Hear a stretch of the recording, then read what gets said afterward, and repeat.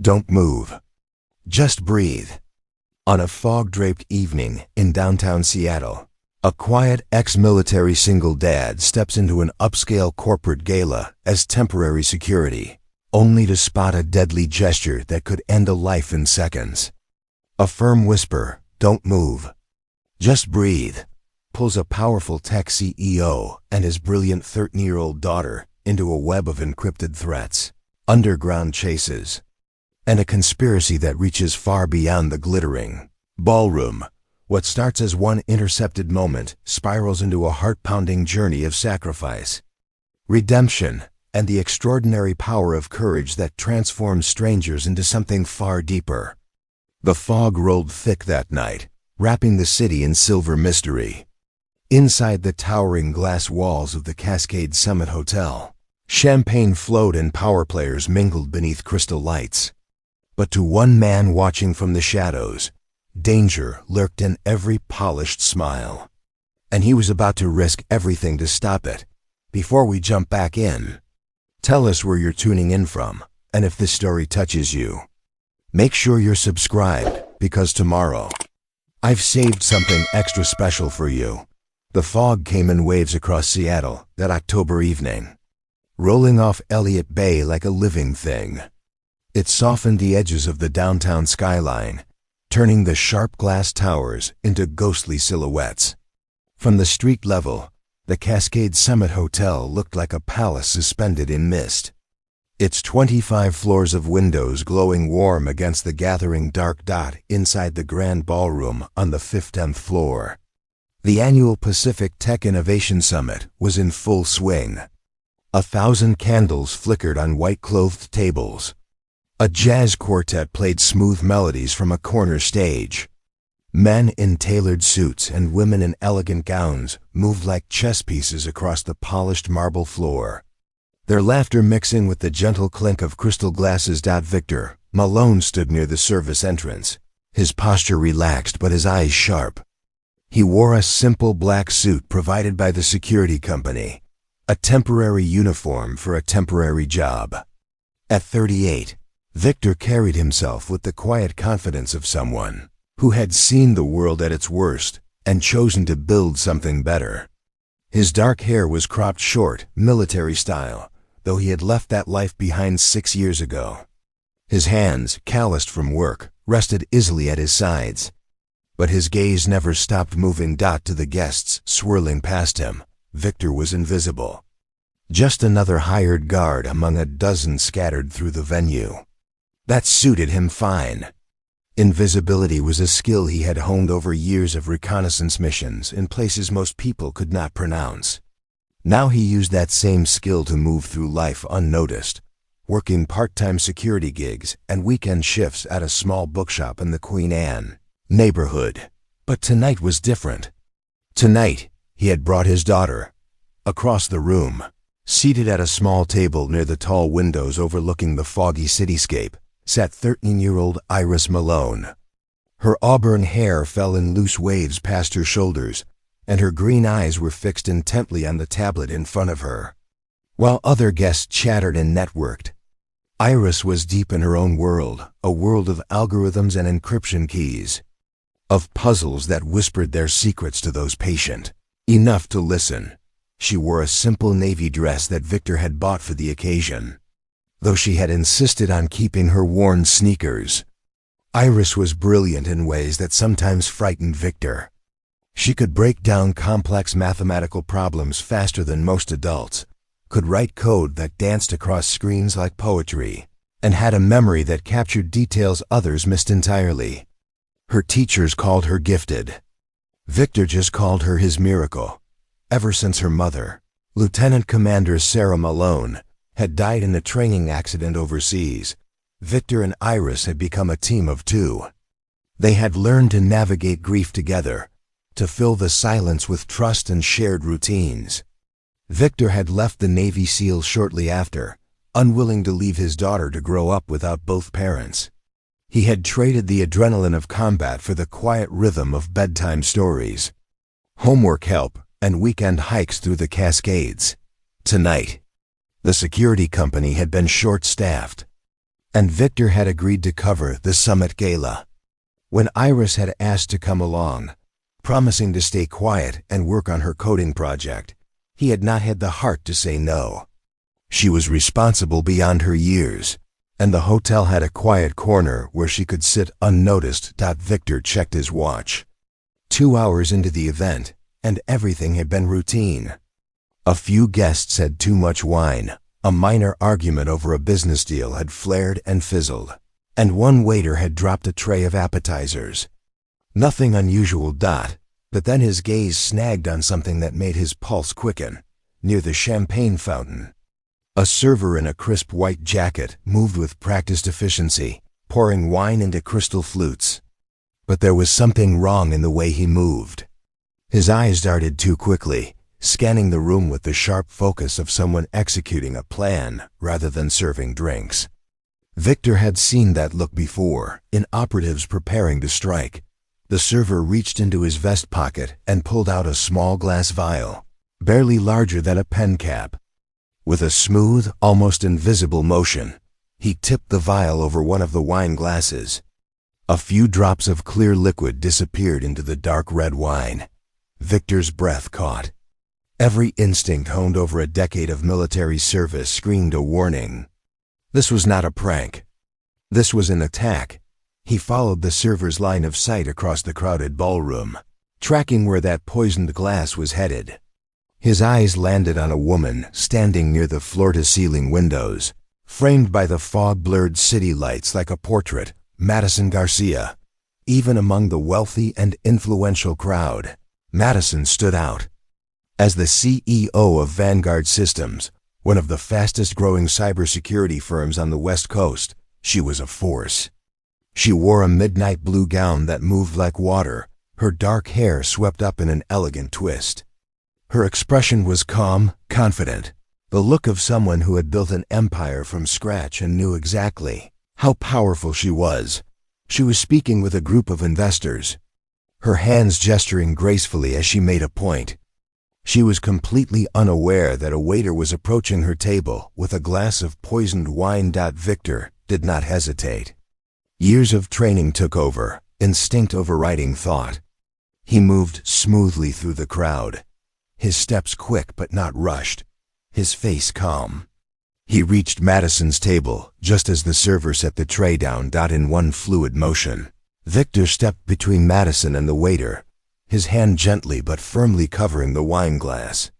His other hand rested lightly on Madison's shoulder, a touch meant to ground her, to keep her from reacting loudly. Madison turned, startled, her gray eyes flashing with confusion and the beginning of anger. Her mouth opened to speak, but Victor leaned close, his voice low and steady, a command wrapped in calm. "Don't move," he whispered. "Just breathe." For a split second, the world seemed to freeze. The jazz music faded into background noise. The chatter of the crowd became a distant hum. Madison's eyes locked onto Victor's, wide with shock but also something else, an instinctive recognition that this man was not a threat.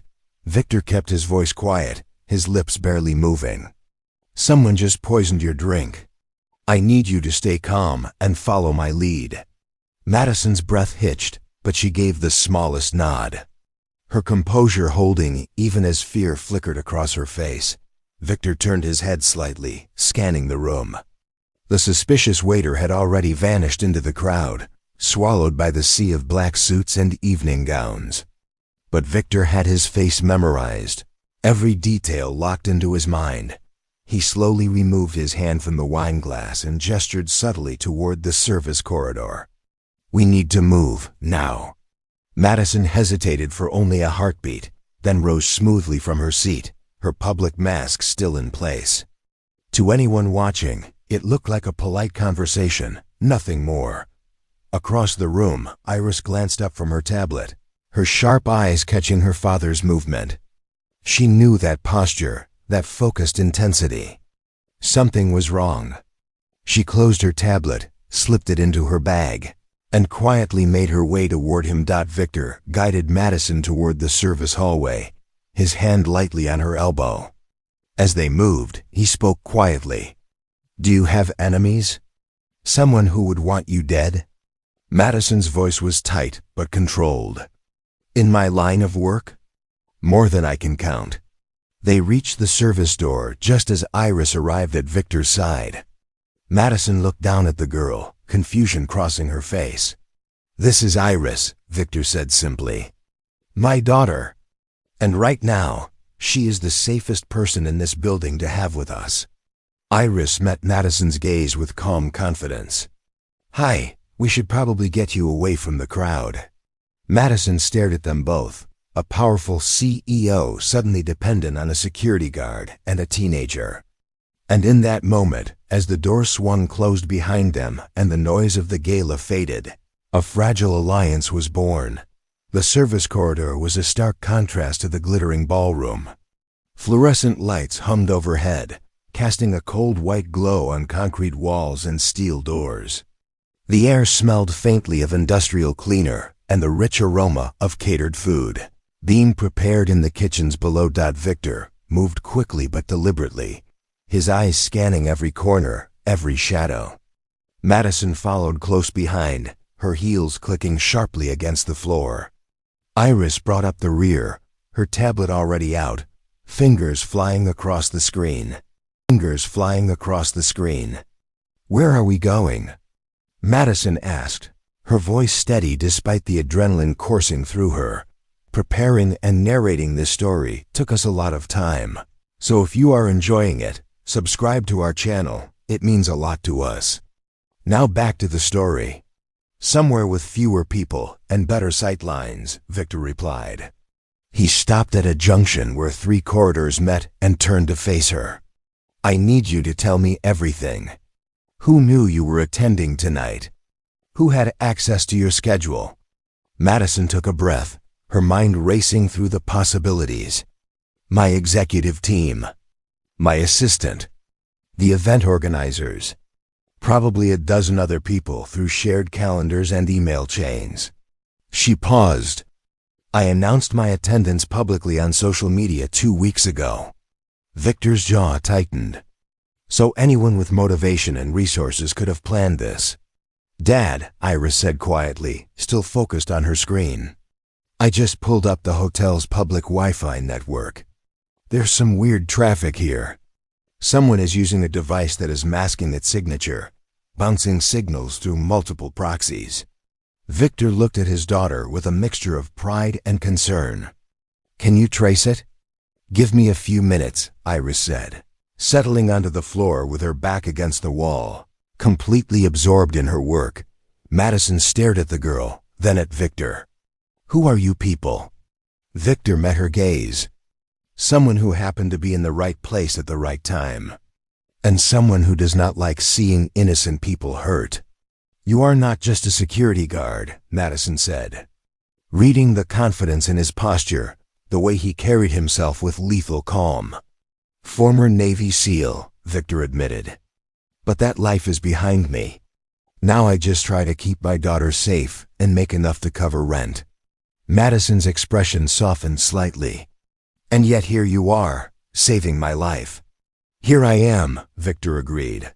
A sudden metallic clang echoed from somewhere deeper in the corridor. Victor's hand instinctively moved to his hip, where a weapon would have been in his old life. But he was unarmed now, just a civilian in a borrowed suit. Stay behind me, he said quietly. He moved toward the sound, his footsteps silent despite the hard floor. Madison followed, her heart pounding. They reached a corner, and Victor peered around it carefully. The corridor ahead was empty, but a service door at the far end swung slightly on its hinges, as if someone had just passed through. He knows we are onto him, Victor murmured. Iris appeared at his side, tablet in hand. Dad, I found something. The masked device is transmitting encrypted data to an external server. I cannot break the encryption yet, but I can see the data packets. They are sending live video feeds. Victor's eyes narrowed. From where? Security cameras, Iris said. Someone hacked into the hotel's camera system. They have been watching us this whole time. Madison felt a chill run down her spine. They are tracking me. Not just you, Victor said grimly. They are tracking all of us now. He pulled out his phone and dialed the hotel's main security desk. A bored voice answered after 3 rings.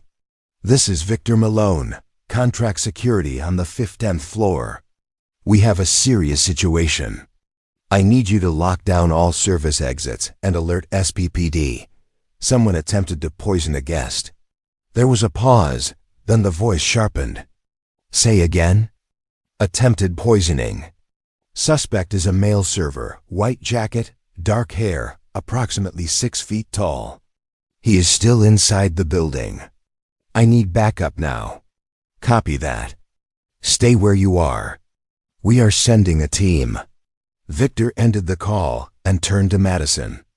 We need to get you somewhere secure until the police arrive. What about the wine glass? Madison asked. That is evidence. Already handled, Iris said, holding up her phone. I took photos of it before we left, including the serial number on the base of the glass and the surrounding area. If anyone tries to remove it, we have documentation. Madison looked at the girl with newfound respect. You are incredibly smart. Iris smiled shyly. I just like solving problems. Victor led them to a storage room marked maintenance only and ushered them inside. The small space was filled with cleaning supplies and spare linens, but it had only one entrance and no windows. Defensible. He positioned himself near the door, listening intently. Madison leaned against a metal shelf, her earlier poise beginning to crack. I do not understand, she said quietly. Who would do this? And why tonight? Victor glanced at her.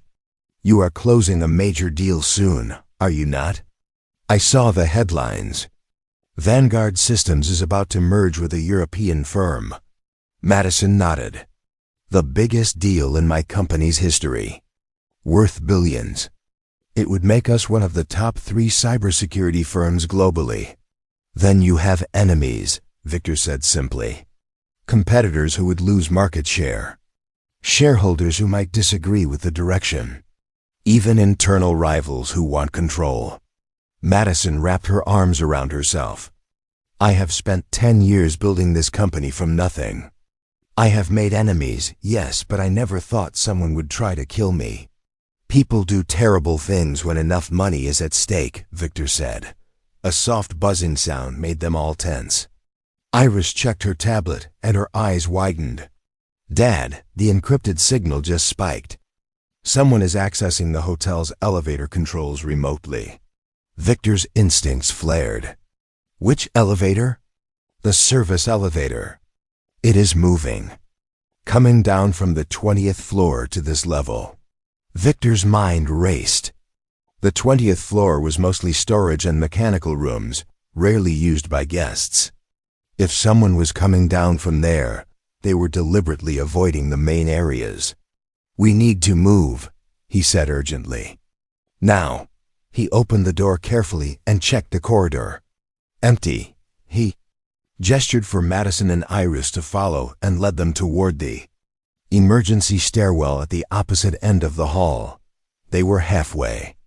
There when the service elevator chimed softly.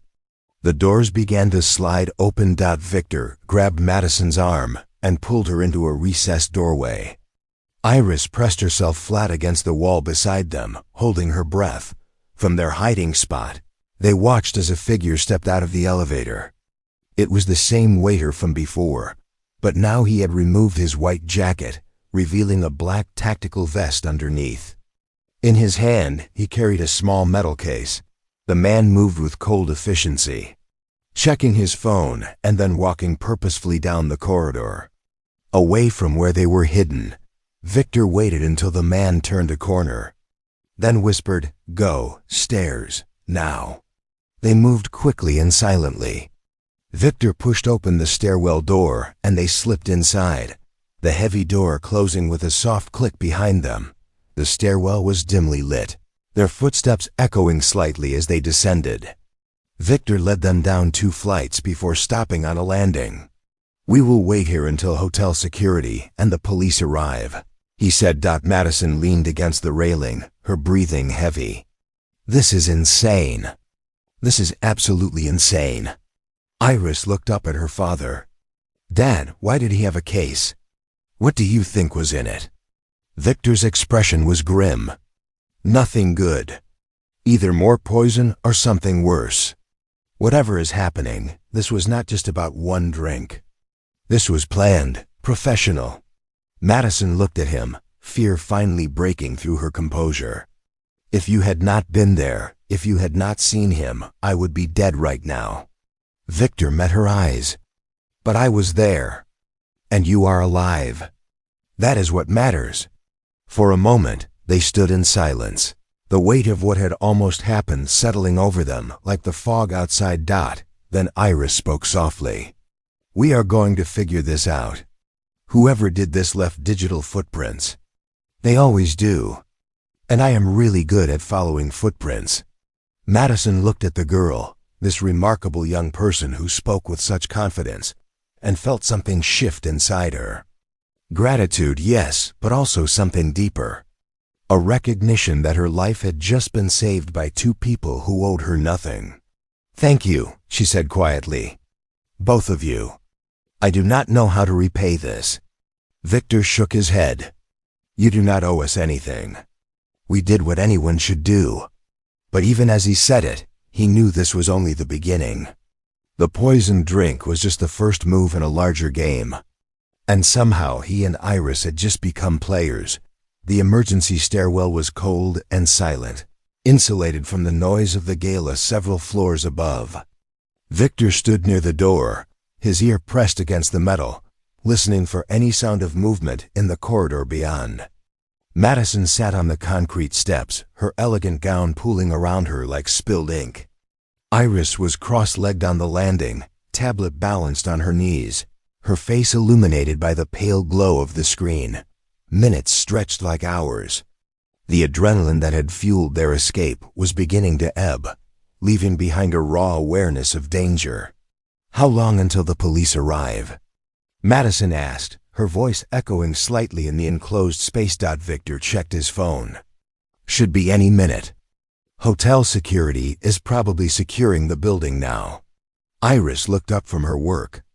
Dad, I have been analyzing the data packets from that masked device. The encryption is military grade, but the transmission pattern is weird. It is not continuous.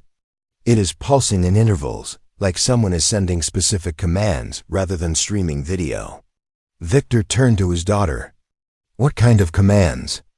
I cannot tell without breaking the encryption, Iris admitted.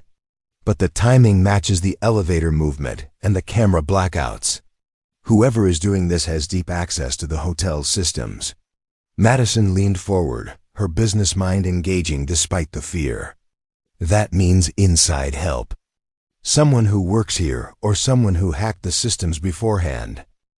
Or someone who hacked the systems beforehand. Or both, Victor said.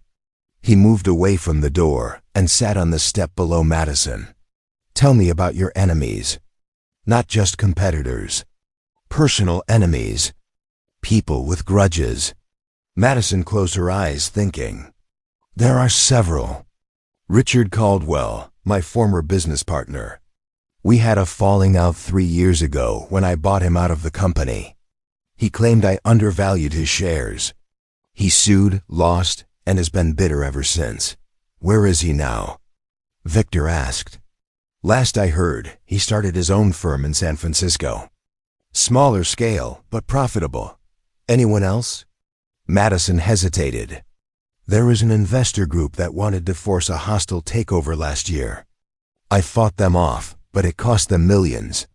The lead investor, a man named Gerald Thorne, made some vague threats at the time. Nothing actionable, but unsettling. Iris typed rapidly on her tablet. Gerald Thorne, venture capitalist, based in Vancouver. Net worth estimated at $200 million. He has been involved in at least 4 hostile takeover attempts in the past decade. She looked up. He has the resources to hire professionals. Victor nodded slowly.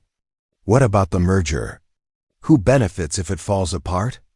Several smaller firms that would be squeezed out of the market if we succeed, Madison said. But also some people within my own company. My CFO, Nathan Cross, was against the merger from the start. He thought we were overextending. We had arguments about it in board meetings. Arguments serious enough to want you dead? Victor asked bluntly. Madison flinched at the directness, but answered honestly. I do not know. Nathan is ambitious, but murder? That seems extreme, even for corporate rivalry. Iris interrupted. I just found something. The hotel's camera system was compromised exactly 48 hours ago. Someone installed a backdoor that let them control the feeds remotely. It was hidden in a software update that looked legitimate. Victor's jaw tightened. So this was planned days in advance. They knew you would be here tonight. The summit has been on the calendar for months, Madison said. My attendance was confirmed 6 weeks ago. A sudden metallic bang echoed from somewhere above them in the stairwell. All three of them froze. Victor rose slowly, positioning himself between the sound and his daughter and Madison. Footsteps, descending from several floors up. Quick, purposeful. Victor motioned for silence, his finger to his lips. He moved to the railing and looked up the central shaft of the stairwell. In the dim light, he could just make out a shadow moving rapidly down the stairs. Go, he whispered urgently. Down, now. They moved as quietly as possible, descending the stairs quickly. Iris held her tablet close. Madison lifted the hem of her gown to avoid tripping. The footsteps above them grew louder, faster, as if the pursuer had heard them. Victor counted floors as they descended. 10th floor, 9th, 8th. Behind them, the footsteps echoed closer. At the 7th floor landing, Victor made a decision. He pushed open the door and ushered Madison and Iris into the corridor. This level was mostly empty, occupied by conference rooms that were dark and locked for the night. This way, he said, leading them down the carpeted hallway. The soft lighting here felt surreal after the harsh fluorescence of the service areas. They reached a corner, and Victor glanced back. The stairwell door was still closed. Maybe they had lost their pursuer. Maybe not. Iris tugged on his sleeve. Dad, there is a hotel business center on this floor. If it is open, I can plug directly into their network and get better access to the camera feeds. Victor looked at Madison. Do you have access to the business center? I am a platinum member, Madison said, pulling a keycard from her small clutch. I can get us in. They moved quickly to the business center, a glass-walled room filled with computers and printers. Madison's keycard worked, and they slipped inside. Locking the door behind them, Iris immediately moved to one of the computers and connected her tablet. This will take a few minutes, but I should be able to pull the full camera archive from tonight. Victor stood near the door, watching the empty corridor through the glass. His mind was racing, analyzing possibilities, calculating risks. This was not a random attack. This was coordinated, professional, and whoever was behind it had significant resources. Madison stood beside him, her reflection ghostly in the dark glass. I keep thinking about that glass of wine. How close I came. If you had not been there. But I was, Victor said quietly. Focus on that. Why did you help me? Madison asked suddenly. You do not know me. You could have just walked away. Victor was silent for a moment. 6 years ago, my wife died in an accident. Training exercise that went wrong. For a long time I was angry at the world, at the Navy, at God. I thought about all the times I had been in danger and survived. And how unfair it was that she died doing something routine. He paused, his voice softening. Iris helped me see that life is not about fairness. It is about the choices we make with the time we have. I chose to leave the military and raise my daughter. And I chose to help you tonight because it was the right thing to do. That is all the reason I need. Madison felt tears prick her eyes. Your daughter is lucky to have you. I am lucky to have her, Victor replied. Got it, Iris announced, her voice triumphant. She gestured to the computer screen. Full camera feed from tonight, including the deleted sections. Victor and Madison moved to stand behind her. The screen showed multiple camera angles from around the hotel. Time-stamped and organized. Iris navigated to the ballroom footage from an hour earlier. They watched as the suspicious waiter moved through the crowd, his actions seeming normal at first. Then Iris slowed the footage and zoomed in. There, she said, pointing. Watch his hands. On screen, the waiter reached into his vest and pulled out the small vial. The movement was smooth, practiced. He poured the liquid into the wine glass with barely a glance, then continued preparing the tray. Now watch this, Iris said, switching to a different camera angle. This one showed the service corridor behind the ballroom. The same waiter entered from a side door, but he was not alone. He met briefly with another figure, someone wearing a dark suit and a hotel staff badge. They exchanged a few words, too quiet for the camera's audio to pick up, and then the suited figure handed the waiter something small. The vial. Iris zoomed in on the suited figure's face. It was grainy but recognizable. A man in his 50s, balding, with wire-rimmed glasses. Madison gasped. I know him. That is Martin Beck. He's the hotel's assistant operations manager. I have met him before at other events here. Victor's eyes narrowed. So the hotel is compromised. This was not just a lone attacker. This is organized. Iris kept working, pulling up more footage. Look at this. Beck meets with someone else 30 minutes before that.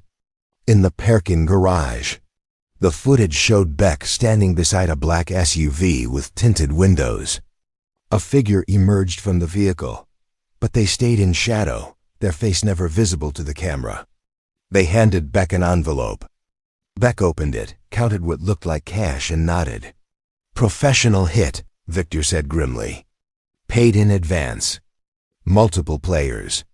This is bigger than a corporate rivalry. Madison's phone suddenly buzzed. She pulled it out and her face went pale. What is it? Victor asked. Text message. From an unknown number. She held up the phone so they could read it. You should have drunk the wine.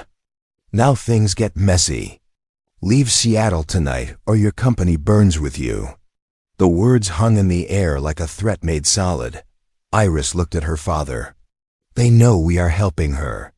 Victor's expression hardened. Then we make sure they regret it.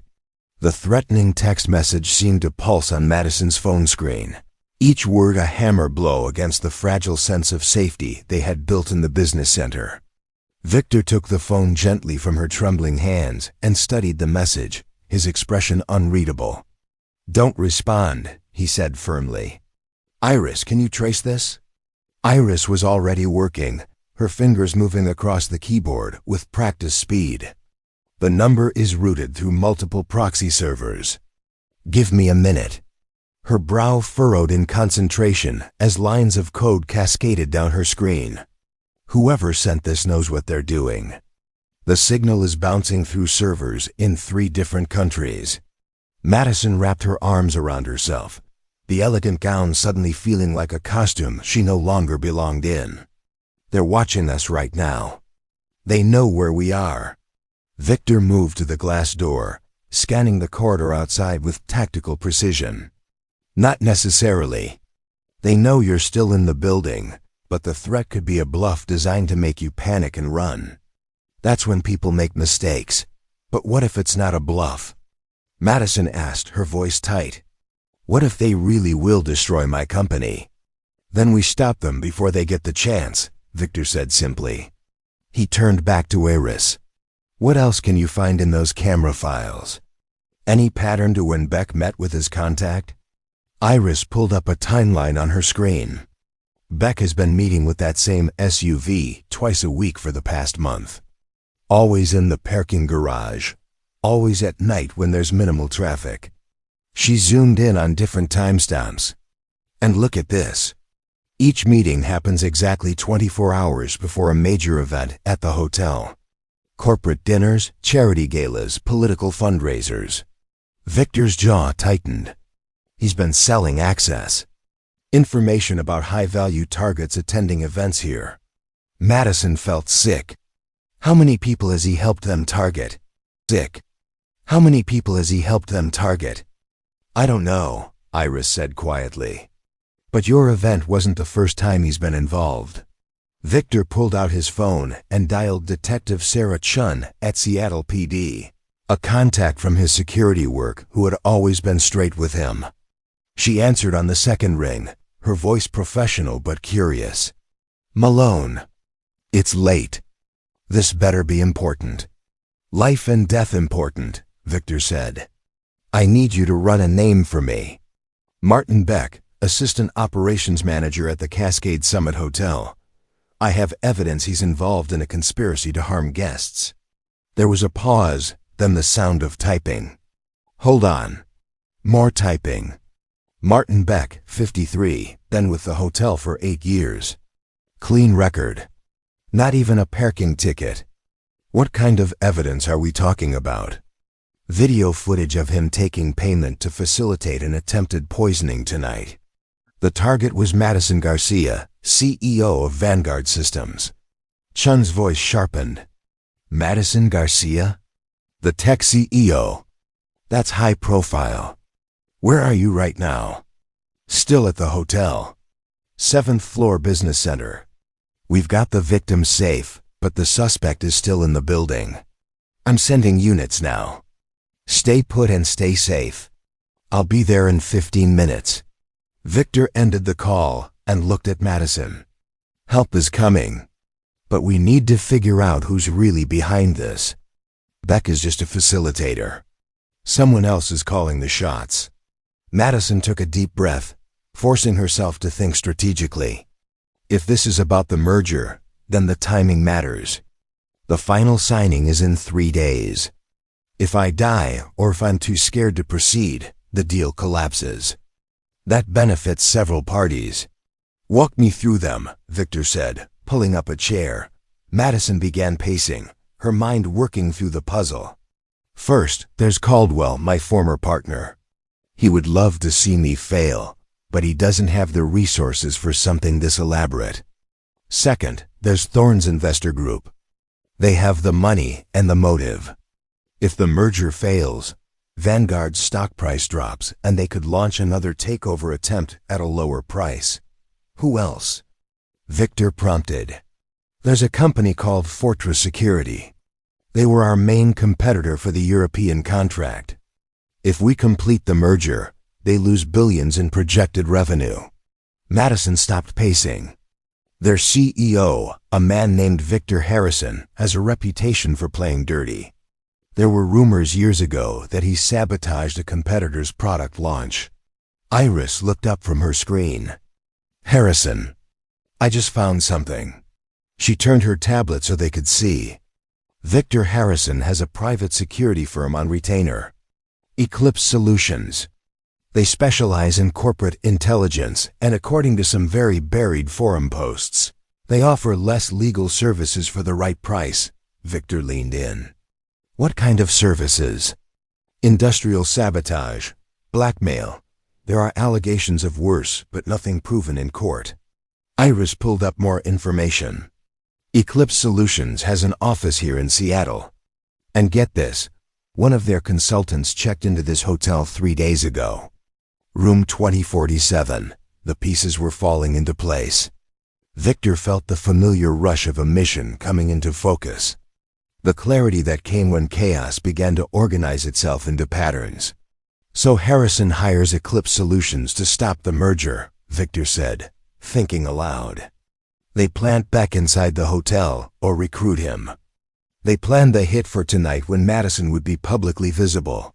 If the poisoning succeeds, it looks like a random attack or corporate rivalry gone violent. Either way, the merger dies. Madison felt cold despite the warm air in the business center. This isn't just about killing me. It's about sending a message to the entire industry. Nobody is safe. But they didn't count on me seeing the drop, Victor said. And they definitely didn't count on Iris. Iris was already pulling up more data. If Eclipse has someone in room 2047, we need to know who they are. Dad, I can hack the hotel's guest registry, but it'll take a few minutes and it's risky. If they're monitoring the network like I think they are, they'll know someone is digging. Victor considered this. How long until Detective Chung arrives? Maybe 10 minutes now, Victor estimated. That's not enough time to wait, Madison said suddenly. If Eclipse knows the police are coming, they'll erase everything and disappear. We need to act now. Victor looked at her. What are you suggesting? Madison's eyes were bright with determination. We go to room 2047. We confront them. Get them on record, admitting what they've done. That's incredibly dangerous, Victor said flatly. So is doing nothing, Madison shot back. These people tried to kill me. They threatened my company, my employees, everything I've built. I'm not going to hide in a business center while they walk away. Victor studied her face, seeing the steel beneath the fear. She reminded him of soldiers he had served with, people who had every reason to run, but chose to stand instead. If we do this, he said carefully, we do it my way. You follow my lead, you don't take risks, and if things go wrong, you run. Understood? Madison nodded. Understood. Iris stood up, closing her tablet. I'm coming too. Absolutely not, Victor said immediately. Dad, you need me. If they have computers up there, I can pull data that could disappear in seconds. You need someone who can work fast. She met his eyes with that same stubborn determination he had seen in her mother. I'm not a little kid anymore. I can help. Victor wanted to argue, wanted to keep her safe in this room until the police arrived. But he also knew his daughter. She was right. And trying to stop her would only waste precious time. You stay behind me at all times, he said finally. And if I tell you to run, you run. No arguments. No arguments, Iris agreed. They moved quickly through the corridor, Victor leading the way with Madison close behind and Iris bringing up the rear. The hotel felt different now, the elegant hallways transformed into potential danger zones. Every shadow could hide a threat. Every closed door could conceal an enemy. They took the service elevator to the 20th floor, the ride up silent and tense. When the doors opened, they emerged into a quiet corridor lined with rooms. Most were dark, their occupants either out for the evening or already asleep. Room 2047 was at the far end of the hall. Light showed under the door. Victor approached carefully, pressing his ear to the door. He could hear voices inside, muffled but urgent. At least 2 people, maybe more. He looked back at Madison and Iris. I'm going to knock and see who answers. Be ready to move. Before he could act, Iris whispered urgently. Dad, wait. I just intercepted a signal. Someone in that room is wiping a hard drive right now. Whatever data is on there, it's being deleted. Victor made a split-second decision. He stepped back and kicked the door hard, right next to the lock. The frame splintered and the door flew open. Inside, 2 men spun around in shock. One was young, maybe 30, sitting at a laptop that showed cascading deletion commands. The other was older, silver-haired, wearing an expensive suit. Both froze for a crucial second. Victor crossed the room in 3 strides, grabbing the laptop before the younger man could close it. Nobody move. The silver-haired man recovered quickly, his expression shifting from shock to calculated calm. You're making a serious mistake. This is a private room. You're trespassing. And you're attempting murder, Victor said evenly. Which one of us has the bigger legal problem? Madison stepped into the doorway, her presence regal despite everything. Victor Harrison. I thought it might be you. The silver-haired man's eyes widened fractionally before his mask slipped back into place. Ms. Garcia, what an unexpected surprise. Not as unexpected as poisoned wine, Madison said coldly. Or did you think I wouldn't figure out who wanted me dead? Harrison's smile was thin and dangerous. I have no idea what you're talking about. I'm simply in Seattle on business. Iris had moved to the laptop, her fingers flying over the keys. The deletion stopped. I can recover most of the files. She looked up, her young face fierce. Including the payment records to Martin Beck and the communication logs with Eclipse Solutions. Harrison's composure cracked. You have no right to access that information. And you have no right to try to kill people, Iris shot back. The sound of sirens rose from the street below, growing louder. Harrison glanced at the window, then back at Victor with cold calculation. This isn't over, he said quietly. You have no idea what you're interfering with. Then enlighten me, Victor said. His voice hard as steel, but before Harrison could respond, the door burst open again, and Detective Chen entered with 4 officers, weapons drawn. Seattle police. Nobody move. The room erupted into controlled chaos as officers secured Harrison and his associate. Detective Chen took in the scene with sharp, assessing eyes, then focused on Victor. Malone. You want to tell me what's going on here? Victor handed her the laptop. Everything you need is on there. Conspiracy to commit murder, corporate espionage, and probably a few other charges I'm not qualified to name. Chun looked at Madison. Ms. Garcia, are you all right? Thanks to them, Madison said, gesturing to Victor and Iris. They saved my life. As officers led Harrison away in handcuffs, he locked eyes with Madison one final time. The merger will still fail. I'm just one player.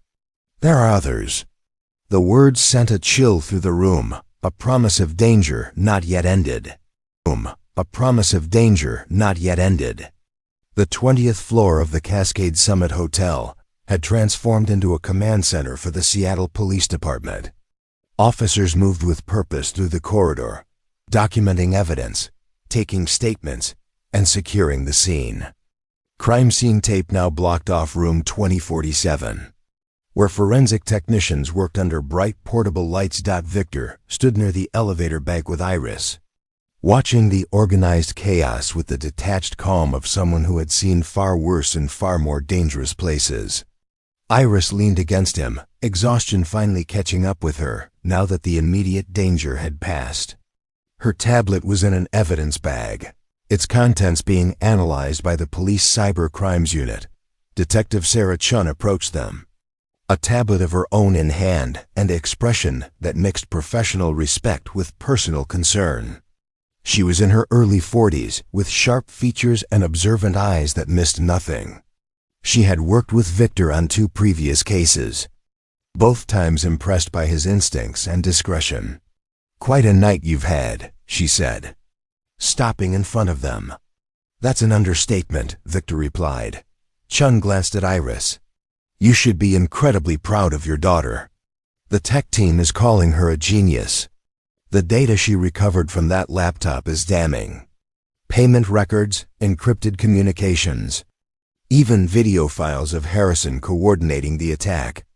She gets it from her mother, Victor said quietly, his hand resting on Iris's shoulder. How's Madison? He asked. Chun nodded toward a conference room down the hall. Shaken but holding together. She's giving her statement now. We'll need yours too, but I wanted to talk to you first, off the record. Victor straightened, recognizing the shift in her tone. What's wrong? Chun lowered her voice. Harrison was right about one thing. He's not working alone, and what we've uncovered so far suggests this goes deeper than one murder attempt. The Eclipse Solutions connection opens up at least 6 other cases across 3 states. Corporate sabotage, blackmail, 2 suspicious deaths that were ruled accidental. She paused. You stepped into something big, Malone. Are you saying Madison is still in danger? I'm saying we're going to need time to unravel this network, and until we do, anyone connected to this case needs to be careful. Chun looked at Iris, then back at Victor. That includes you and your daughter. Victor felt the familiar weight of responsibility settle over him. What are you recommending? Protective custody for Ms. Garcia, at least for the next few days until we can determine the full scope of the threat. And I'd suggest you keep a low profile. Harrison already knows who you are. He threatened us, Iris said quietly. Before you arrived. He said we had no idea what we were interfering with. Chun's jaw tightened. That's being added to the charges. We're taking this seriously. She looked at Victor. I know you can handle yourself, but your daughter shouldn't be exposed to this kind of danger. I know, Victor said, though the words cost him. He had spent 6 years trying to give Iris a normal life, and in one night that normalcy had shattered. The conference room door opened, and Madison emerged, flanked by 2 officers.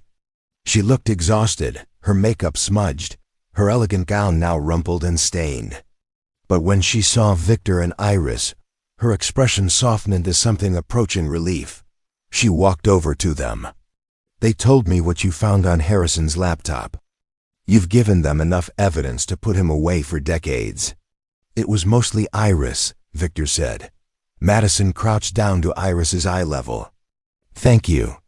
For everything. You're the bravest person I've met. Iris managed a tired smile. You're pretty brave too.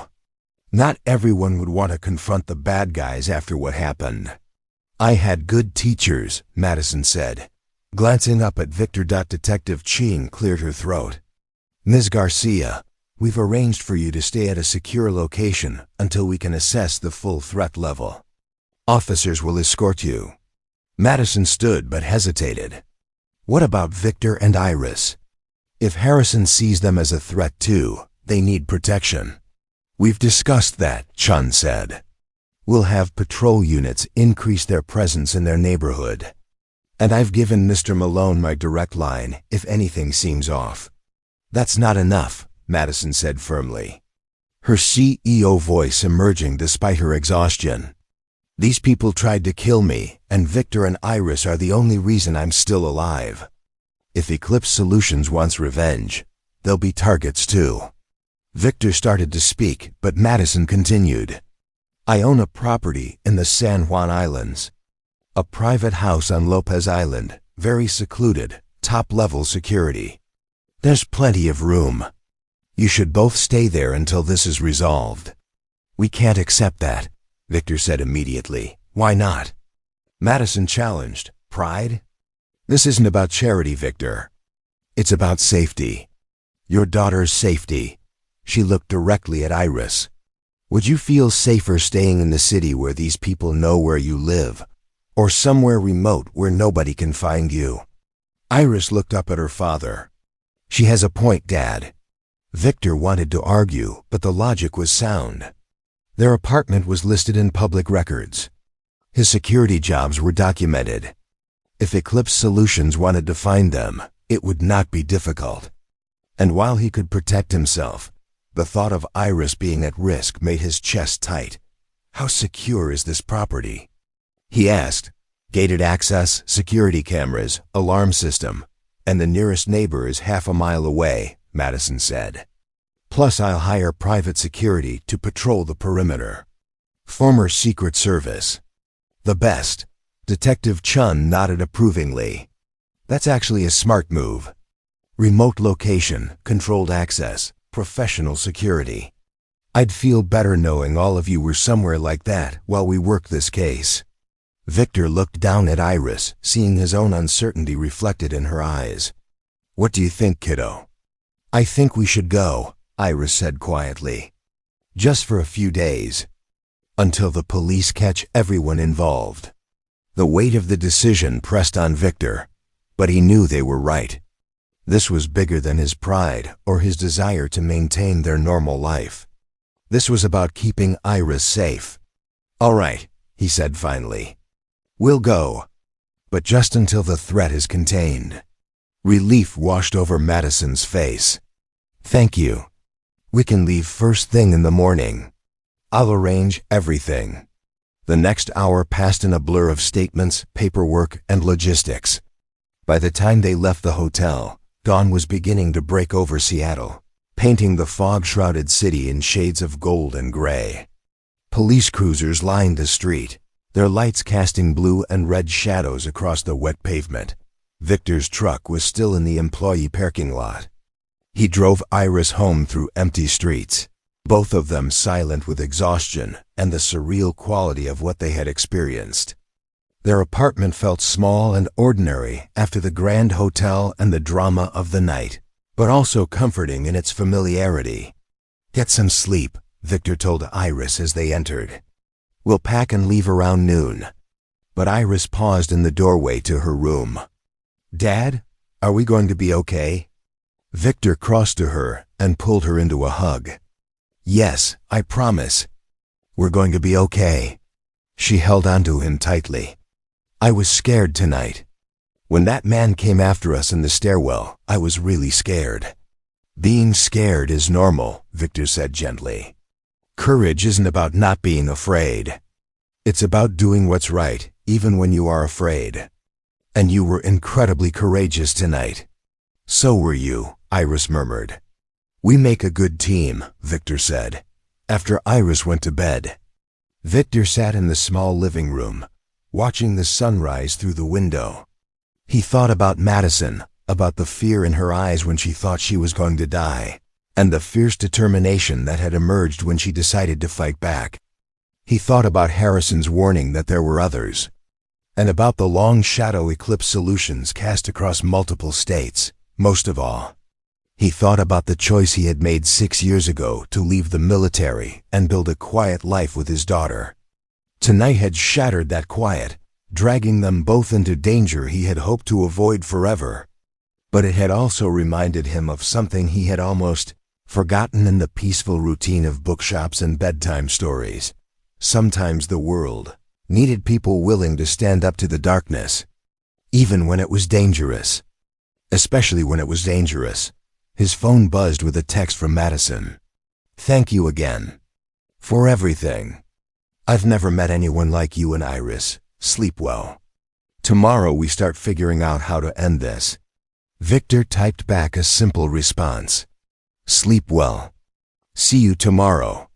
He set the phone down and closed his eyes, allowing himself a few hours of rest before the next chapter began.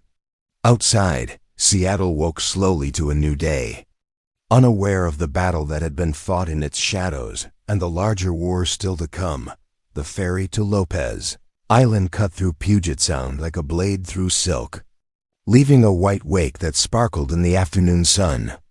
Victor stood at the railing on the upper deck, the salt breeze cool against his face, watching the Seattle skyline shrink behind them. The city looked peaceful from this distance, its glass towers gleaming innocently, giving no hint of the violence that had unfolded there less than 24 hours ago. Iris sat on a nearby bench, her new tablet open on her lap.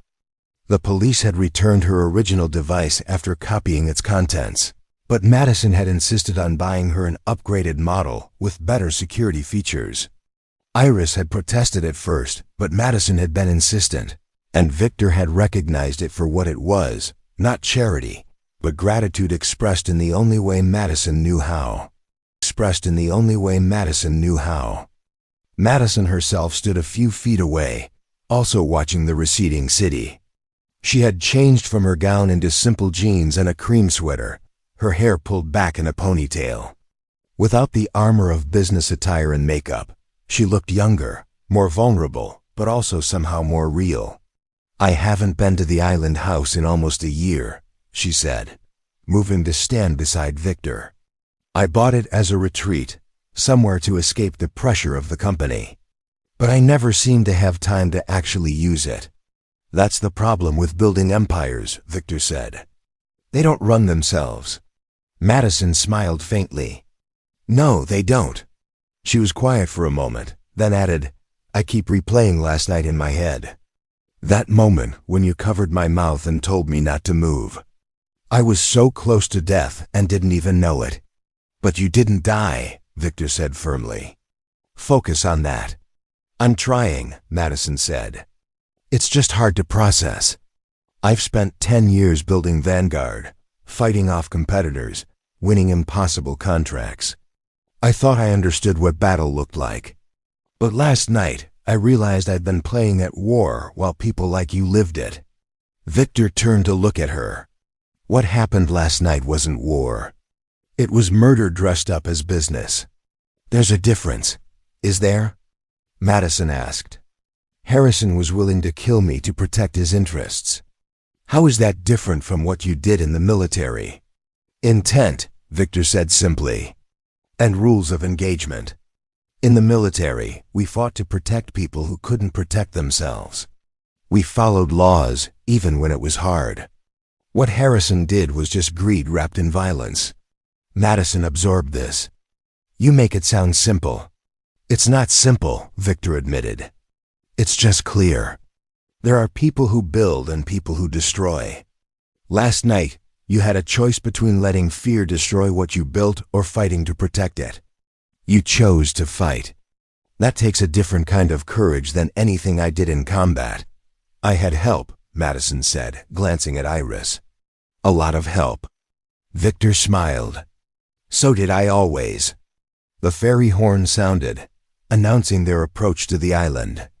Iris looked up from her tablet and grinned. We're almost there.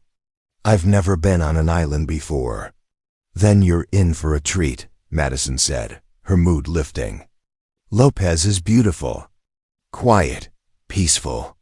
Exactly what we all need right now. The house was everything Madison had promised. Set on a bluff overlooking the water, it was a modern structure of cedar and glass that seemed to grow out of the landscape.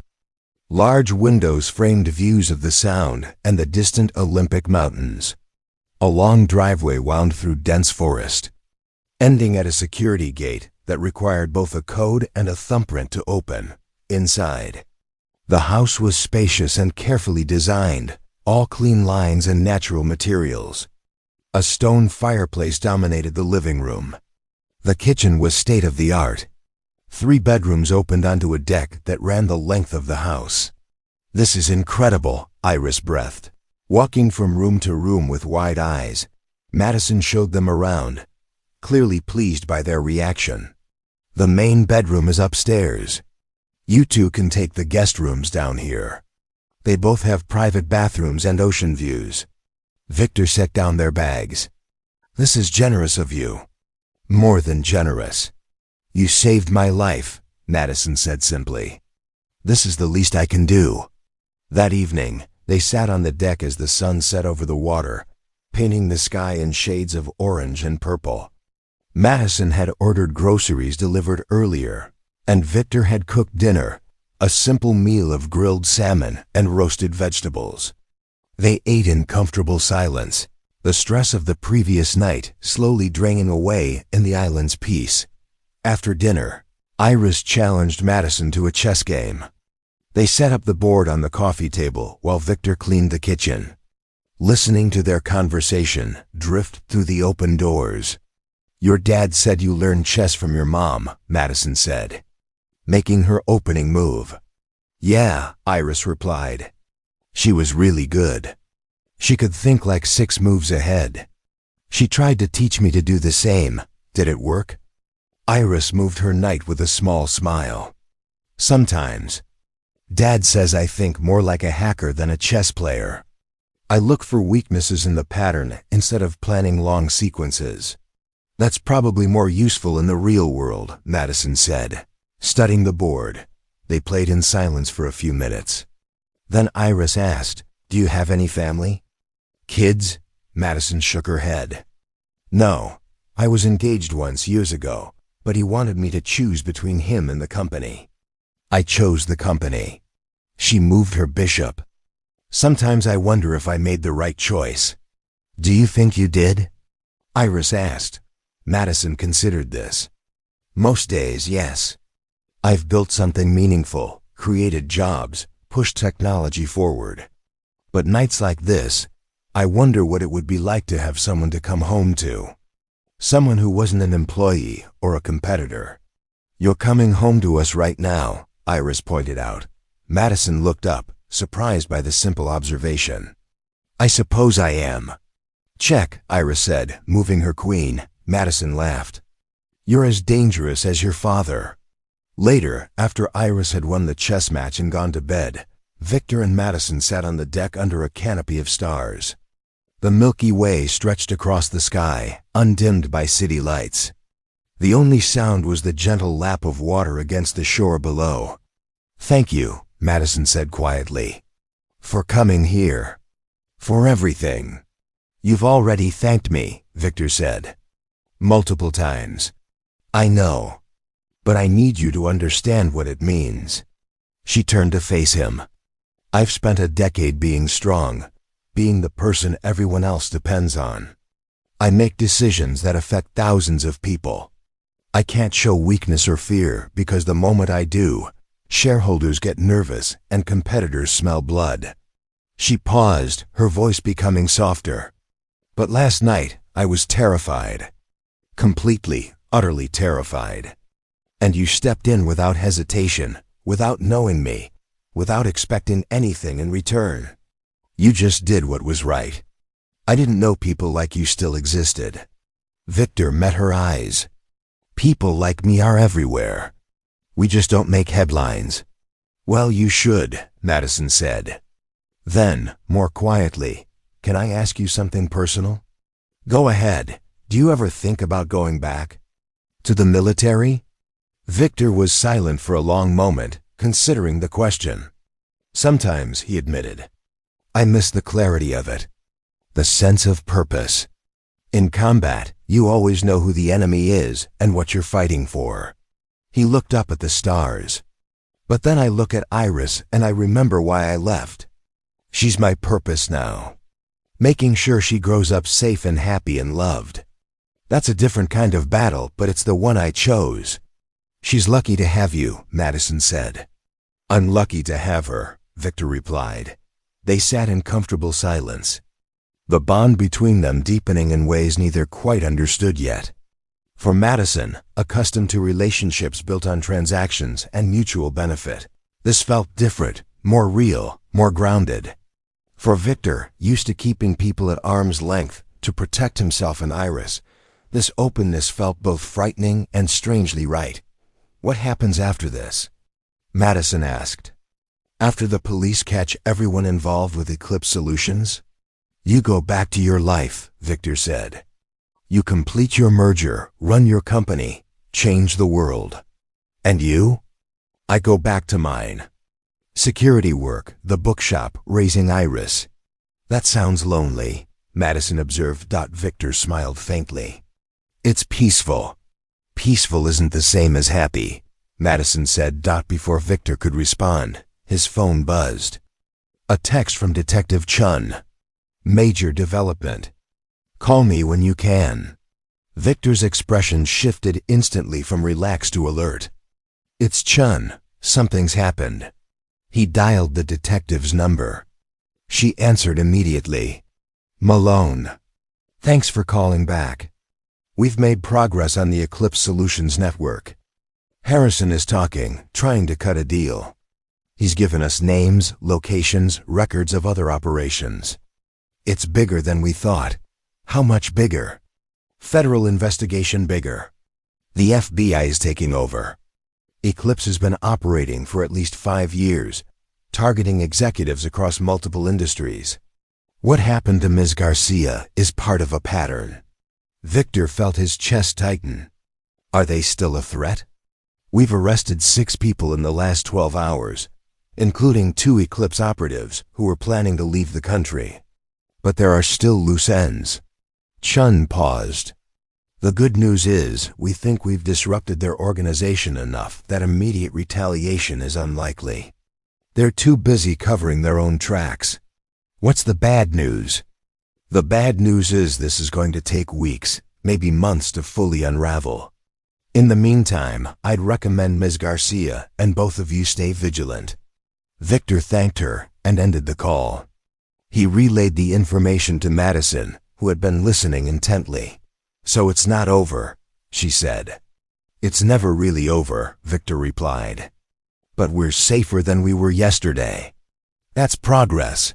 Madison stood and walked to the railing, looking out over the dark water. I should feel relieved. But all I feel is angry. These people tried to reduce me to a statistic, a problem to be eliminated. They almost succeeded. Victor joined her at the railing. But they didn't. And now they're facing justice. That matters, does it? Madison asked. How many other people did they hurt before we stopped them? How many got away? I don't know, Victor said honestly. But I know that giving up or giving in to fear is exactly what they want. The best revenge is living well and refusing to let them change who you are. Refusing to let them change who you are. Madison turned to him, and in the starlight, her eyes shone with unshed tears. Who I am is changing anyway. I can feel it. I can't go back to being the person I was before last night. That version of me died in that ballroom. Then become someone better, Victor said gently. She studied his face. This quiet man who had appeared in her life like a guardian from a story, asking nothing, offering everything. On impulse, she reached out and took his hand. Thank you, she said again. For seeing me. For protecting me. For being exactly who you are. Victor squeezed her hand gently. And for a moment, they stood together under the vast sky. Two people who had been strangers 48 hours ago. Now bound by shared danger and the fragile beginning of something neither could quite name yet. Inside, Iris watched them through the window, a small smile on her face before she turned back to her room, leaving the adults to their moment of quiet connection beneath the stars. 3 days passed on Lopez Island like a dream suspended outside normal time. Victor and Iris fell into an easy rhythm with Madison, sharing meals, long walks along the rocky beach, and evening conversations that stretched late into the night. The security team Madison had hired patrolled the perimeter discreetly, their presence reassuring but unobtrusive. On the fourth morning, Victor woke to find Iris already at the kitchen table, her laptop open and her expression troubled. What's wrong? He asked, pouring coffee. Dad, I've been monitoring the news feeds about Eclipse Solutions. The FBI made more arrests yesterday, but something weird is happening. She turned the laptop so he could see. Vanguard's stock price dropped 15% overnight. And there are rumors circulating online that Madison's merger documentation has been compromised. Victor's instincts flared. What kind of compromise? Someone leaked partial contract details to industry blogs. Confidential terms, negotiation strategies, proprietary technology specifications. Enough to give competitors an advantage and make the European partners nervous. Iris pulled up another screen. And it gets worse. There are coordinated social media attacks claiming Madison knew about Eclipse Solutions and used them herself for corporate espionage. That's a lie, Victor said flatly. Obviously. But the damage is real. Look at the engagement numbers. Thousands of shares, major business outlets picking up the story. This is a professional disinformation campaign. Madison appeared in the doorway, already dressed for the day. What's a professional disinformation campaign? Iris explained quickly, showing her the articles and social media posts. Madison's face went pale as she read, then flushed with anger. This is Eclipse hitting back, she said, her voice tight. If they can't kill me, they'll destroy my reputation and my company instead. Victor's phone rang. Detective Chun. Malone, are you seeing what's happening online? We just found out. Is this connected to Eclipse? The FBI think so. They're tracing the leak's origin, but whoever did this covered their tracks well. The documents were released through multiple anonymous channels simultaneously. Very sophisticated. Chun paused. There's more. Someone tried to access Vanguard's main servers remotely last night. The attempt was blocked, but it was a serious probe. Professional level. Madison grabbed her own phone and dialed her chief technology officer. David, it's Madison. I need a full security audit right now. Yes, I know it's early. This is an emergency. While Madison coordinated with her team, Iris continued digging through the digital attacks. Dad, the timing of these leaks coincides with server access attempts at 3 different Vanguard facilities: Seattle, Austin, and their Boston office. Someone is trying to breach their network from multiple angles. Victor felt the familiar weight of escalating danger. This isn't just about revenge. They're trying to complete what Harrison started. If they can't kill Madison, they'll kill the merger by destroying trust. Madison ended her call, her expression grim. David confirmed multiple breach attempts overnight. Our security held, but they're testing for weaknesses. He's implementing emergency protocols now. How long until the merger signing? Victor asked. 48 hours, Madison said. If we can hold together until then, the deal completes and becomes much harder to undo. But if the leaks continue, if our security is compromised, the European partners might walk away. Iris looked up from her screen. I think I can help. If I can identify the attack patterns, I might be able to trace them back to the source. But I'll need access to Vanguard security logs. Madison didn't hesitate. Done. I'll have David send you credentials. This is dangerous, Victor warned. If Eclipse realizes someone is tracking them, they might escalate. We're already in danger, Madison said firmly. At least this way we're fighting back. For the next 6 hours, the house became a war room. Iris worked alongside Vanguard's security team remotely, analyzing attack patterns and building a profile of their adversary. Madison coordinated with her legal team, preparing responses to the false allegations while trying to reassure nervous investors. Victor maintained security, monitoring the perimeter and staying in contact with the protection detail. His military training had taught him that when an enemy shifted tactics, it usually meant they were preparing for something bigger. By late afternoon, Iris made a breakthrough. I found something, she announced. The attacks are coming from a botnet, thousands of compromised computers working together. But there's a control node, a single point coordinating everything. And I think I know where it is. She brought up a map on her screen. Portland, Oregon. Specifically, an office building downtown registered to a shell company. The digital signature matches Eclipse's known infrastructure. Victor studied the map. Portland is 3 hours away by car and ferry. The FBI needs to know about this, Madison said, reaching for her phone. They do, Victor agreed. But by the time they get warrants and coordinate a raid, Eclipse might vanish. These people have shown they can disappear quickly. Madison met his eyes. What are you suggesting?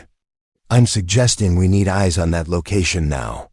Someone who can confirm Eclipse is there before they run.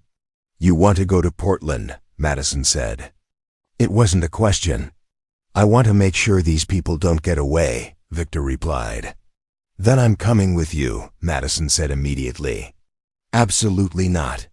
You're the target. You stay here where it's safe. My company is burning while we sit on an island, Madison shot back. I'm not hiding anymore. They stared at each other, neither willing to back down. Finally, Iris cleared her throat. Actually, I should go too. If we find their control node, someone needs to shut it down properly. That's me. No, Victor said flatly. Dad, you need me. And sitting here worrying would be worse than helping. Victor wanted to argue, wanted to lock both of them safely in the house while he handled this alone. But he knew his daughter, and he was beginning to understand Madison. Neither would accept being left behind. If we do this, he said carefully, we do it smart. We scout the location, confirm Eclipse's presence, and call the FBI. No heroics. No unnecessary risks. Agreed, Madison said. Iris nodded. Agreed. Victor pulled out his phone and called Detective Chen, explaining what they'd found and what they planned to do. She was silent for a long moment. "I should tell you not to go," she said finally. "But I know you will anyway. So instead I'll say this. Be careful, document everything, and the moment you have confirmation, you call me and the FBI. Promise me." "I promise," Victor said. They packed quickly and efficiently. Victor checked the truck's emergency kit, making sure they had everything they might need. Madison changed into practical clothes and grabbed her laptop. Iris backed up all her data to a secure cloud server, just in case. As they prepared to leave, Victor paused and looked at the two people he was about to take into potential danger. His daughter, brilliant and brave beyond her years, and Madison, a woman who had transformed from a stranger into someone he deeply cared about protecting. "Last chance to change your minds," he said. "Not a chance," Madison replied. Iris simply smiled and headed for the truck. Victor took a breath and followed, knowing that whatever happened next would determine not just the fate of Madison's company, but the future of all three of them. The drive to Portland stretched through the late afternoon and into evening, the landscape shifting from island forests to urban sprawl. Victor drove in focused silence while Iris navigated from the passenger seat, and Madison worked on her laptop in the back. Coordinating with her team, they reached downtown Portland as darkness fell, the city's lights reflecting off wet streets from an earlier rain. The building Iris had identified stood in the business district, a nondescript 10-story structure of glass and concrete that could have housed any number of legitimate companies. Victor parked 2 blocks away and studied the building through binoculars. Most windows were dark, but the 7th floor showed activity, shadows moving behind partially closed blinds. "That's the floor registered to the shell company," Iris confirmed, checking her tablet. "And I'm detecting significant network activity coming from that location. Whatever they're doing it now." Victor called Detective Chen, updating her on their location. "The FBI is mobilizing," she told him, "but it'll be at least 45 minutes before they arrive. Do not engage. Just observe." "Understood," Victor said, though his instincts told him 45 minutes might be too long. Madison leaned forward from the back seat. "If they're actively attacking Vanguard's systems right now, every minute counts. By the time the FBI gets here, they could complete the breach or wipe everything and run." Victor knew she was right, but he also knew the risk. "We can get closer, get eyes inside if possible, but we stay out of sight." They approached the building carefully. The main entrance was locked after hours, monitored by a security camera. But Victor spotted a side entrance used for deliveries, the door propped open with a brick. Sloppy security or intentional access for quick escape. "Stay close," he whispered, leading them inside. The interior was dimly lit by emergency lighting. They found the stairwell and climbed quietly to the 7th floor. Through the stairwell door's small window, Victor could see the hallway. Empty, but light spilled from an open office door halfway down. He eased the door open, and they slipped into the corridor. From the office came voices, tense and urgent. "The FBI knows about this location," a man's voice said. "We need to finish the data extraction and clear out, now." "5 more minutes," another voice replied. "We're almost through their final firewall." Victor positioned himself where he could see into the office without being seen. 3 people worked at computer stations, their screens filled with cascading code. He recognized one of them from Harrison's laptop files. A known Eclipse operative. Iris tugged on his sleeve and pointed to her tablet. She'd accessed the building's Wi-Fi and was monitoring the data flowing from the office. "They're downloading everything," she whispered. "Financial records, proprietary code, client information. If they succeed, Vanguard is finished." Madison's face was pale but determined. "We have to stop them." Before Victor could respond, Iris's tablet chimed softly.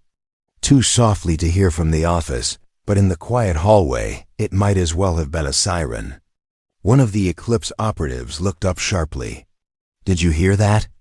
Victor made a split-second decision. "Stay here," he commanded, and stepped into the doorway. 3 surprised faces turned toward him. "Seattle police are 2 minutes out," Victor said with absolute conviction, though he knew it was closer to 40. "FBI right behind them. You can run now or explain everything to federal agents. Your choice." For a moment, nobody moved. Then the woman at the center computer lunged for a button on the desk. Victor recognized a panic wipe, a kill switch to destroy all evidence. He crossed the room in 3 strides and grabbed her wrist before she could press it. "I don't think so." The other 2 operatives bolted for the door. Madison stepped into their path, her phone raised and recording. "I've got your faces on video," she said calmly. "And I know who you work for. Run if you want. We'll find you." They hesitated, trapped between Madison's certainty and the sound of approaching sirens that Victor's call had actually summoned earlier than expected. Iris appeared in the doorway, her tablet connected to one of the office computers by a cable she'd produced from her bag. "I'm locking down your systems," she announced. "Everything you've done here is being copied to a secure server. Every keystroke, every file accessed, every command executed. It's all evidence now." The woman Victor held struggled briefly, then went still as Detective Chun's voice echoed from the stairwell. "Seattle Police, in coordination with FBI, nobody move." The room filled with officers, weapons drawn but unnecessary. The Eclipse operatives were defeated. Their final attack stopped moments before completion. Chun surveyed the scene, then looked at Victor with a mixture of exasperation and respect. "You promised to observe only." "We observed them committing crimes," Victor replied. "And we stopped them." An FBI agent Victor didn't recognize approached Madison. "Ms. Garcia, we'll need access to your systems to document what they attempted to steal." "My CTO is standing by," Madison said. "And this young woman has already captured most of it." She gestured to Iris, who was explaining the technical details to a cybercrime specialist. Over the next 2 hours, the office became a federal crime scene. The Eclipse operatives were arrested and taken into custody. Their computers were seized as evidence.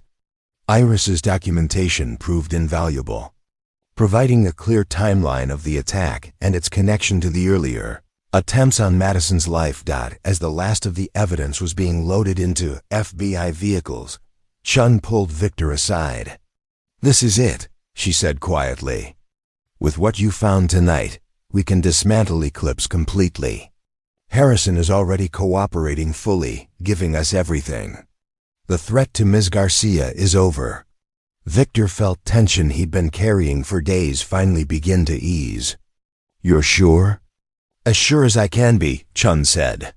"There's always a chance someone else picks up where Eclipse left off, but the organization itself is finished. They're done." Victor found Madison and Iris standing near his truck. Iris was explaining something technical to Madison, who listened with genuine fascination. They looked up as he approached. "It's over," he said simply. Madison's eyes filled with tears she'd been holding back for days. "Really over?" "Really over," Victor confirmed. She stepped forward and wrapped her arms around him, holding on tightly. Victor returned the embrace, feeling the trembling relief in her body. Over her shoulder, he saw Iris smiling. "Thank you," Madison whispered against his chest. "For everything." "We make a good team," Victor said quietly. When they finally pulled apart, Madison wiped her eyes and laughed shakily. "I must look terrible." "You look perfect," Victor said, and meant it. They drove back to Lopez Island through the night, exhaustion finally catching up with all of them. But it was a good exhaustion, the kind that came after a battle won rather than lost. As they crossed the last ferry under a sky full of stars, Iris fell asleep against the window. Madison dozed in the back seat. Victor drove in peaceful silence, processing everything that had happened. 5 days ago, He'd been a simple security guard covering an extra shift. Now he'd helped stop a murder, unravel a criminal conspiracy, and save a company worth billions. But more than that, he'd found something he hadn't been looking for. A connection that felt like it might become something lasting. The island house welcomed them home like a sanctuary. They stumbled inside and collapsed, too tired even for conversation. But before Victor went to his room, Madison caught his hand. "Stay," she said softly. "Just for a minute." They sat together on the deck one last time, watching dawn begin to paint the horizon. "What happens now?" Madison asked. "Now you complete your merger," Victor said. "You rebuild what Eclipse damaged. You keep changing the world. And you?" Victor smiled. "I keep being a dad.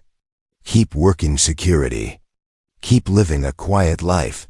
Does it have to be so quiet?" Madison asked. Victor turned to look at her, seeing the hope and fear and possibility in her eyes. "What are you asking?" "I'm asking if maybe your quiet life could include me sometimes. And if my loud life could include you." Victor felt something warm unfold in his chest, like a door opening after years locked shut. "I'd like that."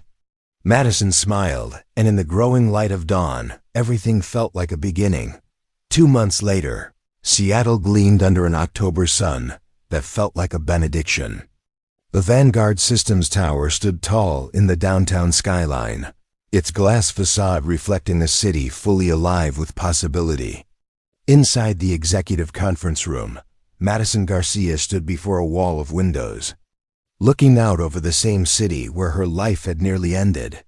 Behind her, the merger documents lay signed and sealed on the table. Vanguard had not only survived Eclipse's attacks, but had emerged stronger. Its stock price, climbing to record highs after the FBI's announcement of the criminal network's complete dismantling. But today wasn't about corporate victories. Today was about something more personal. Victor arrived at the tower with Iris just after noon, both dressed more formally than usual. Madison met them in the lobby with a smile that lit up her entire face.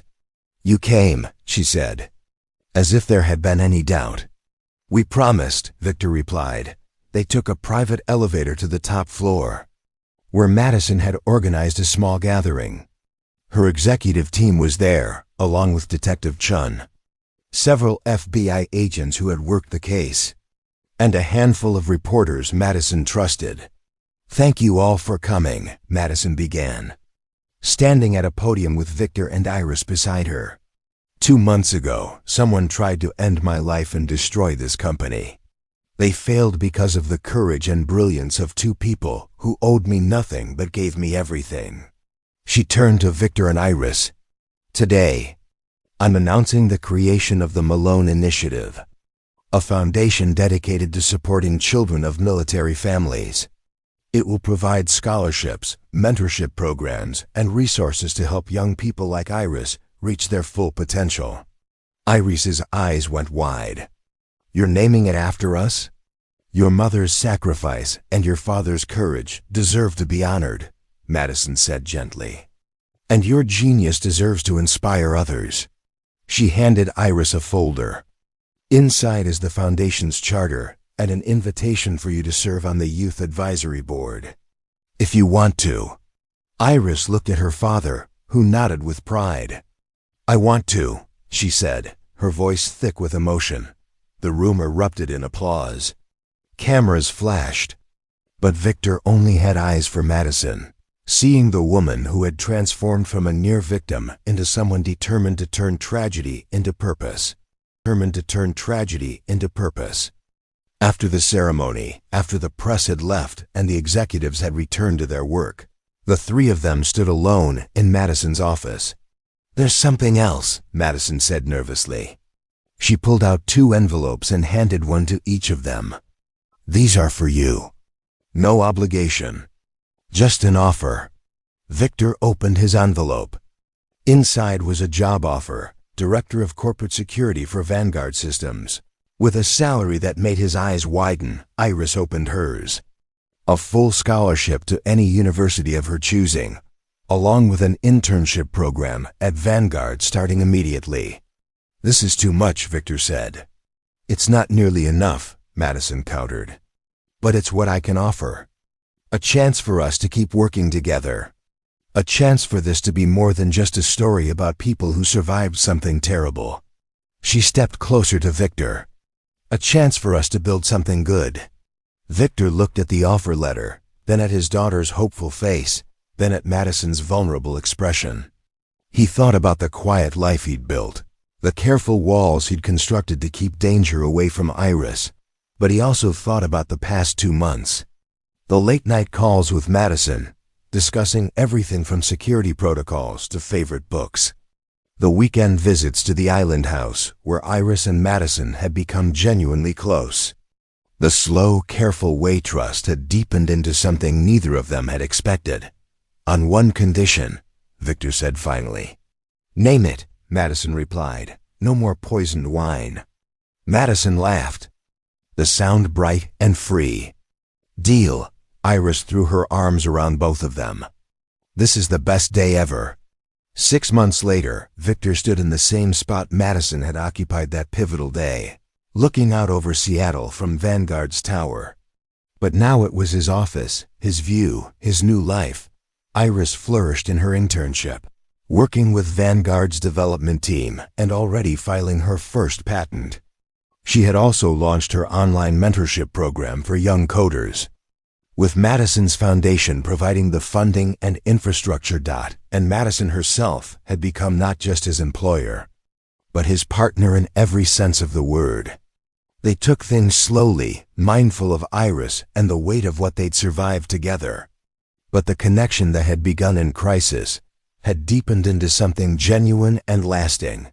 One evening, the three of them returned to Lopez Island for the weekend.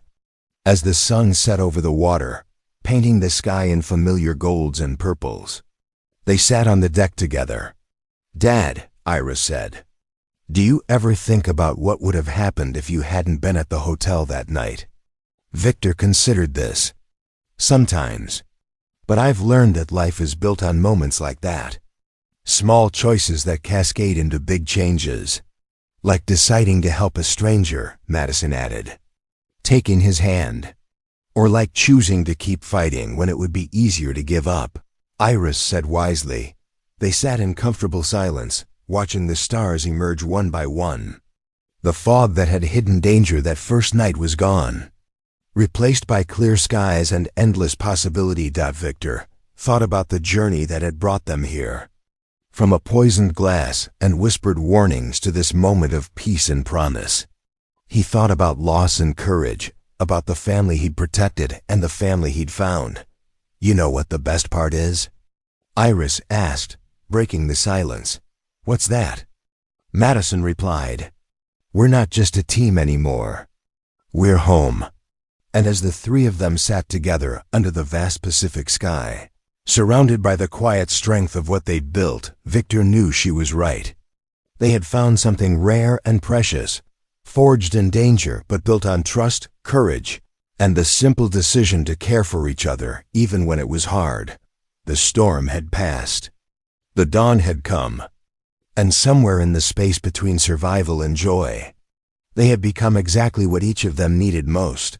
A family chosen not by blood, but by the miracle of showing up for each other when it mattered most. Up next, you've got 2 more standout stories right on your screen.